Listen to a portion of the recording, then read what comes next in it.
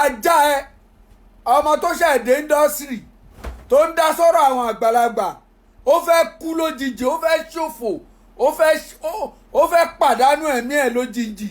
níbi tí àwọn wòlíì ti ń sọ pé ikú rẹpẹtẹ ni ò bẹ́ẹ̀ làwọn kan ní kí wọ́n máa gbàdúrà gidigidi ṣùgbọ́n lọ́dọ̀ àwọn onítíátà yìí ikú làwọn èèyàn fi ń wá ara wọn kiri o nítorí ọ̀rọ̀ Austin Emmanuel àti Ibrahim Itẹlẹ bẹ́ẹ̀ lọ̀rọ̀ òun fojoojúmọ́ le sí tí ìjà òun sì ti di ìjà àgbà mẹ́ta níṣẹ́ ni kinní òun le sí ni o. wàhálà burúkú tó wà láàrin Austin Emmanuel òṣèré tíátà àti Ibrahim Itẹlẹ tí wọ́n sọ pé àǹtí CD ìyẹn Kẹ́mi tí lọ dá sí àwọn èèyàn ti fẹ́ sọ̀rọ̀ òun di woro sí woro kódà wọ́n ti fẹ́ fà á jà lórí ẹ̀rọ ayélujára níbi tó ti ládélẹ̀ dáadáa wípé òun kì í ṣe ọ̀rẹ́ kòríkòsùn kankan pẹ̀lú Austin Emmanuel ìbáṣepọ̀ tó wà láàrin àwọn kò ju ọ̀rọ̀ iṣẹ́ lọ àwọn kì í ṣe wọléwọ̀de à ń lọ klọ́ọ̀bù ìyẹn ilé ijó bẹ́ẹ̀ àwọn kì í wá ara wọn kiri bí Austin Emmanuel ṣe ń gbé kiri táwọn èèyàn pàpà ń sọ pé ọ̀rẹ́ minú làwọn jọ ń ṣe. Ibrahim Itẹlẹ sọ̀rọ̀ ilẹ̀kùn ò bákan náà ló fi dá àwọn èèyàn lójú pé òun ti ń ṣe dáadáa nídìí iṣẹ́ fíìmù tí òun ti ń gbé fíìmù bíi mẹ́ta ọ̀tọ̀ọ̀tọ̀ jáde. kí ìyá ìyàwó Austin Emmanuel tóun náà jẹ́ òṣèré ńlá ìyẹn arábìnrin Sherry tó mú Austin Emmanuel wá bóun tó bí ẹni tó mọ ìtàn ọkọ dáradára. ó ní fíìmù ẹlẹ́ẹ̀kẹrin tóun máa ṣe ni Austin ṣẹ̀ṣẹ̀ wà nínú ẹ̀ àti pé látìgbà tí Madam Sherry ti mú Austin wá lòun ti bẹ̀rẹ̀ sí nílò bíi production manager lásìkò tóun bá ń ya fíìmù tí òun náà sì máa ń ṣe production manager nínú fíìmù Austin náà. Ibrahim sọ pé báwọn ti ṣe ń ṣe nìyẹn fún ọjọ́ pípẹ́ kí nǹkan tóun ò ní fẹ́ sọ tó ṣẹlẹ̀ láàrin àwọn tí ọ̀rọ̀ àwọn méjèèjì sì di onígbódágbó sí méjì. ó ti ṣe sọ nìyẹn ní orí ẹ̀rọ ayélujára bá lọ́nà wí tí Austin Emmanuel náà jáde tán bẹ́ẹ̀ lòun náà gba iléeṣẹ́ ìròyìn míì lọ ohun tó sì sọ ni pé ọ̀rọ̀ tí Ibrahim Itẹlẹ sọ yẹn kò rí bó ti ṣe wí àti pé tóun bá ń sọ ìtàn ara ẹ̀ nídìí iṣẹ́ yìí ipa má ní gbàgbé lòun kó àti pé irọ́ burúkú gbà ló pa níbi tó ti sọ pé Madam Sherry ló mú òun wá ó ní Don Richard ní Itẹlẹ máa ń tẹ̀lé òun lọ́rẹ́ ẹ̀ ní gbogbo ìgbà yẹn. bákan náà ló kìlọ̀ fún Ibrahim Itẹlẹ wípé kó rọra pẹ̀lú òkìkí tó rò pé òun ní lásìkò kó yé pa ìtànkítàn nípò òun àti pé ipa má ní gbàgbé lòun kó nínú kárí ẹ̀ kó yé pa irọ́ tútù kiri. bí ọ̀rọ̀ òun ti ṣe ń lọ nìyẹn o ní Kẹ́mi tí náà bá bọ́ síta ló bá dá sí ìjà àgbà méjì òun lọ̀rọ̀ òun bá yí bírí làwọn èèyàn bá ń sọ pé wàhálà tó wà nílẹ̀ ti di ìjà àgbà mẹ́ta bó ti ṣe di ìjà àgbà mẹ́ta yìí làwọn kan ti bẹ́ síta Kẹ́mi tí ìgan làwọn èèyàn ń wọ́ kiri ojú ẹ̀rọ ayélujára wọn ni àlebò rẹ̀ mọ̀ gan ni àǹtí CD ń ṣe ìyẹn náà ló mú láti máa gbè lẹ́yìn ọ̀gá ẹ̀ tó fẹ́ fi máa yájú sí Austin Emmanuel ọba àwọn generation tuntun nídìí iṣẹ́ fíìmù wọ́n ti sọ pé tí ojú akátá Austin bá ń léwo ẹnu adìẹ Kẹ́mi tí àǹtí CD kọ́ ló yẹ ká ti gbọ́ ọ̀kan lára àwọn tó ń bínú gidigidi rèé látàrí bí Kẹ́mi tí ṣe dá sí ìjà àgbà méjì tí kinní ọ̀hún sì di ìjà àgbà mẹ́ta. Kẹ́mi àpèsì Kẹ́mi tí ó mọ̀ pé mo ní mo fún ẹ 48 hours kó wá táṣìírí tó fẹ́ tú yẹn bọ̀ látàná tí mo ti sọ̀rọ̀ mi rí ẹ kó dún bọ̀ kí ló dé tẹ̀yìn èèyàn máa ń ṣe báyìí náà kí ló dé tí ẹ̀yìn èèyàn tẹ máa ń ya láìmoore irú yìí lẹ máa ń dí oore máwọn tó yẹ kán ṣe oore fún ìwọ sọ wípé wọ́n náà ṣírí Austin tó fẹ́ tú ó mọye ìgbẹ́ ẹ ó mọye àṣírí ẹ tó wà lọ́wọ́ irú wa yìí lọ́jọ́ kìíní àná tó fẹ́ ṣiṣẹ́ tó sọ fún Austin pé Ìtẹ̀lẹ̀ ò lè bẹ direct iṣẹ́ Kẹ́mi ṣó ti gbàgbé ni tó ń dọ́gbọ́n ti Ìtẹ̀lẹ̀ tó ń ti Ìtẹ̀lẹ̀ sọ Austin tó wá lọ sọ fún Tẹ̀lẹ̀ pé Austin ló máa direct tí Tẹ̀lẹ̀ sọ fún ẹ wípé kò lè work àfi tó o bá ní ṣe fíìmù yẹn tó ń padà wá Austin pé bọ̀bọ̀ yìí kò ń ṣọ̀rẹ́ yín o bọ̀bọ̀ yìí ó lè pa yín ó lè bá tí ó ti gbàgbé gbogbo gbà ẹ́ ìwọ wá lè jáde ṣẹnu yánmọyànmọ Austin yẹn àbí àṣírí tó ló fẹ́ tú ní ìjọ tó gbòtẹ́ Austin tó purọ́ pé ó fẹ́ ṣe birthday tó fi birthday tán Austin wá àṣírí tó fẹ́ tú nìyẹn tó fi birthday tán Austin wá àbí ìwọ tó gba rúùmù fọkùnrin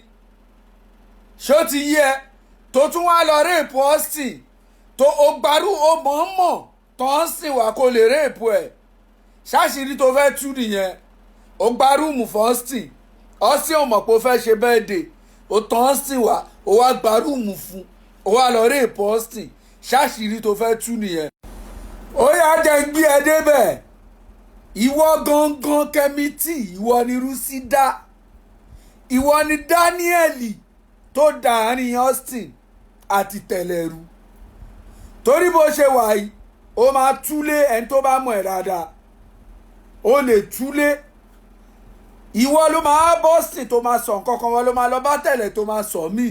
ìwọ ló dàárín wọn rú ìwọ ló dàárín wọn rú ẹnu ẹ kò tún wá gbé jẹ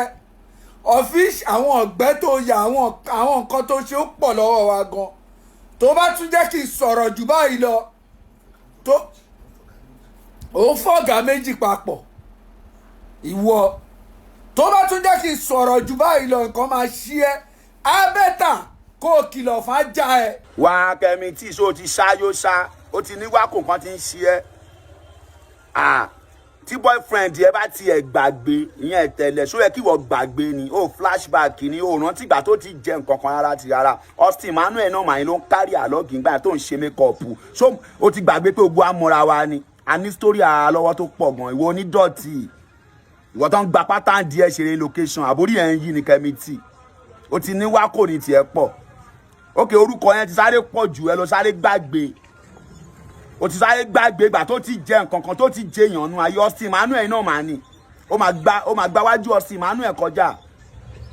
ṣé wo ò mọ̀ pé ó ti yẹ káwa ti sọ̀rọ̀ ti pẹ́ bọ̀ àwa ò ní sọ̀rọ̀ because ọ̀gá méjì ní Ìtẹlẹ àti Austin ọ̀rẹ́ dẹ̀ làwọn méjèèjì kò sí nǹkan tó kàn wá ń bẹ̀ ẹ ti wá tọ́wèrè báyìí ẹ ti tọ́wèrè kò sí nǹkan tó kàn wá pẹ̀lú Ìtẹlẹ ọ̀gá ní Ìtẹlẹ bọ́ ẹ wọ́ yìí ò Kẹ́mi tí o ti tọ́wèrè mo fún ẹ 24 hours tó bá ti sọ ogun àṣírí Austin tó wà lọ́wọ́ ẹ kò ní dáa fún ẹ gbogbo àṣírí Austin tó wà lọ́wọ́ ẹ yẹn tó bá ti sọ kò ní dáa fún ẹ àbò ń ṣí èrè ṣá tó yẹ kí wọ́n èrè Austin fin ni ó ti gbàgbé torí orúkọ kékeré tó sáré ó ti gbàgbé àbí ọmọọba kò sẹ́ni tọ́lọ́run ní dá lóhùn Ọlọ́run máa dá everybody lóhùn bọ̀ kò ní dá wa lóhùn lẹ́ẹ̀kan náà tẹ́yìn bá wa ń fi Austin pa àwa ò ní fi pa rárá àti rárá àwa máa dúró tán ṣó ń gbọ́ ọ̀rọ̀ ẹ kàn fẹ́ dàbí ọ̀rọ̀ àlẹ́ àṣàgà ni èmi ò ní kó má gbèjà boyfriend yẹ o níyẹn Ìtẹlẹ mi ò ní kó má gbèjà boyfriend yẹ rárá àti rárá ó dẹ̀ mọ́ pé gbogbo ẹ̀ náà la mọ̀ kò sí lè tá a mọ̀ bẹ́ẹ̀ gbogbo àjọ wà ní bọ̀ tó bá fẹ́ gbèjà boyfriend yẹ kò ní jẹ́ torí Austin ibi tó ti láàkì nìyẹn Austin Emmanuel wa kò wúlò fún ẹ fọ́jọ́ kan rí kò ṣoore fún ẹ rí orí sẹ́ẹ̀tì Austin yìí náà láti náà ti mọ̀ pé òun ṣe makeup náà ó ti gbàgbé ni Kẹ́mi tí kí n máa rún ẹ létí kó máa ronú ọpọlọ ẹ tó bá Kẹ́mi tí ó dẹ̀ dùn mí fún ẹ bó ti bẹ́ ọ̀gá méjì ń jà ọ̀rẹ́ méjì ń jà òun fẹnu sí ó fẹ́ sọ lóyàtì lójú ara ẹ nìyẹn ó kì àwa ò lóyà láti yẹjọ́ ẹ tá jáde tá sọ nǹkan kan àwa ò lóyà tá jáde tá sọ nǹkan kan ṣé bí Ìtẹlẹ ṣe deny Austin yẹn ọ̀pọ̀lọpọ̀ bí big artist ò mọ̀ pé ọ̀rẹ́ láwọn méjèèjì ni ẹ nà